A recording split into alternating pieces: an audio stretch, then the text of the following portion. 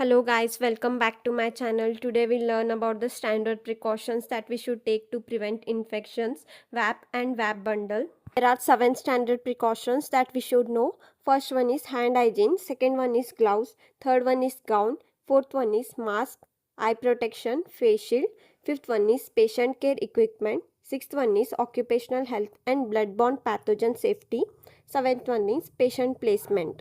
Before learning these 7 standard precautions, you should know what is donning and doffing. It is very important in your practicals. Donning means putting on the PPE kit and doffing means removing the PPE kit. Now you may think what is a PPE kit and what does it consist of. PPE kit means personal protective equipment kit. It consists of a face shield, head cover, goggles, shoe cover, gloves, mask. It consists of two types of masks, a surgical mask for droplet protection and an N95 mask for airborne protection. Now you understood what is a PPE kit and what does it consist of. Now we'll again come back to donning and doffing. There is a certain order to put on and remove the PPE kit. We'll see order to put on the PPE kit. Before putting on the PPE kit, always we should perform hand hygiene. Then we should wear the gown, then we should wear the mask, then we should wear the goggles or the face shield, then we should wear the gloves. Next we'll see order to remove the PPE kit. First we should remove the gown, next we should remove the goggles or the face shield. Then we should remove the mask, then we should remove the gloves, then we should do hand wash. This is the order that we should follow while donning or doffing the PPE kit. Next we'll study about the 7 standard precautions in detail. First one is hand hygiene. There are 5 movements of hand hygiene. There are 2 before and 3 after. We should always do hand hygiene before touching the patient, before any clean or aseptic procedure, after exposure to body fluids, after touching the patient, after touching the patient's surroundings. Now we'll see 7 steps to do hand hygiene. First is rub hands palm to palm. Rub back of both hands, palm to palm with interlaced fingers, interlock fingers, rotational rubbing of both the thumbs. Next is rubbing the tip of the fingers, then is rubbing the wrist. Next we'll study about gloves in detail. First we'll see what is the purpose of wearing the gloves. Gloves protect the patient as well as healthcare workers. We'll see how it protects the patients and how it protects the healthcare workers. Patient protection. Gloves prevent transmission of pathogens from healthcare workers' hands to patients. Healthcare workers' protection prevents contamination when contacting with blood, body fluids, secretions and excretions, mucous membranes, intact skin and non-intact skin, contaminated equipment or environmental surfaces. Mainly you should know is there are 2 types of gloves. One is sterile gloves, one is non-sterile gloves which is made up of latex or nitrile. Now we'll see when is sterile gloves used and when is non-sterile gloves used. Sterile gloves is used for invasive procedures. Now you may think which are the invasive procedures that we do. It is intubation and minimal procedure. Now we'll see when is non-sterile gloves used. It is used for routine patient care. Now we'll see which are the key practices that we should follow. Perform hand hygiene before wearing the gloves. Change gloves between each patient. Change gloves after contact with infectious material, even during a procedure. Perform hand hygiene after removing the gloves. I will go to the next standard precaution, gown. We should always wear a clean gown to protect our skin as well as our clothes from getting contaminated. Especially during procedure, wearing gown is very important. During surgeries, blood splashes may happen or during suctioning, secretion may splash out. So wearing gown is very important. After wearing gown, disposing the gown in a proper bin is very important. In comment section you can comment in which bin the gown is disposed.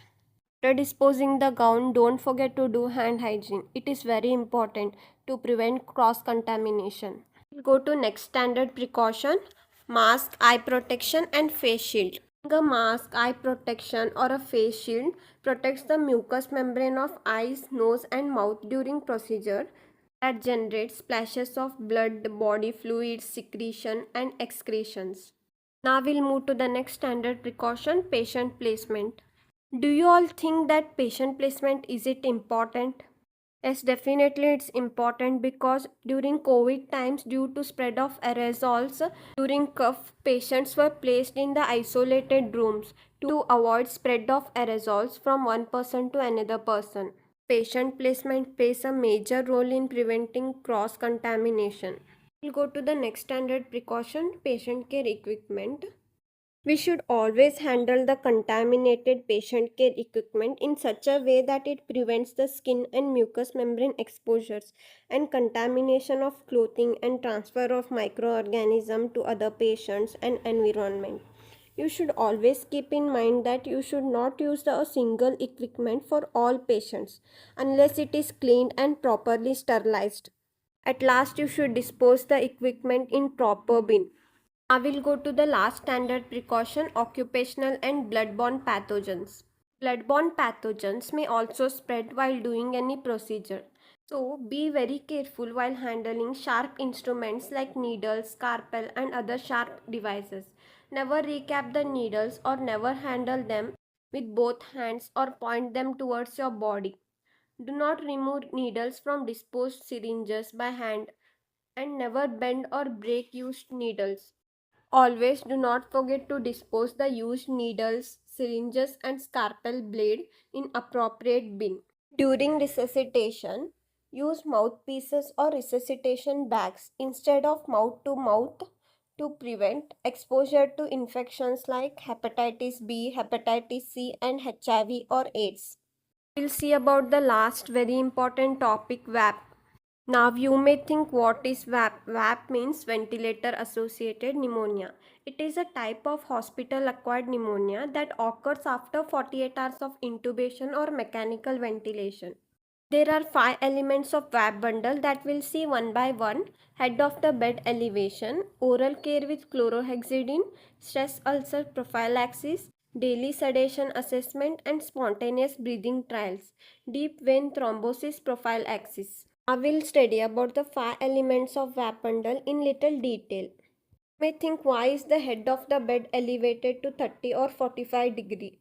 It is because to prevent aspiration of gastric contents to reduce pneumonia risk. Now we'll see why oral care with chlorhexidine is very important. Well, if we don't brush our teeth, bacteria starts colonizing in our mouth and further it may reach to lungs and causes pneumonia. Stress ulcer prophylaxis is given because to prevent stress ulcers in critically ill patients. Now we'll see why daily sedation assessment and spontaneous breathing trials is important. In bedridden patients, sedation is temporarily reduced or stopped daily to assess the patient's neurological status and readiness to breathe independently. Now we'll move to the last element of VAP bundle, deep vein thrombosis prophylaxis. Usually in bedridden patients, blood flows slowly. So there is a high chances of formation of thrombus. So deep vein thrombosis prophylaxis is very important. Thank you guys for watching this video. Like, share and subscribe.